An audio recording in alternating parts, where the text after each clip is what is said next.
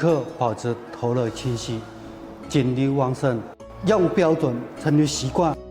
能够平稳操作和安全正点，这是我最大的责任了。他就是一个比较细致的一个师傅，在出勤作业也好，或者是在线上执政的时候也好，他都是能够很细心的去操纵他的每一个细节。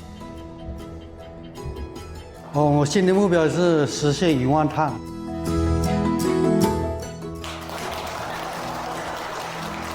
只要他出门了，家里的一切事情就不要他，我也是非常支持他，给他安心的跑好每一趟车。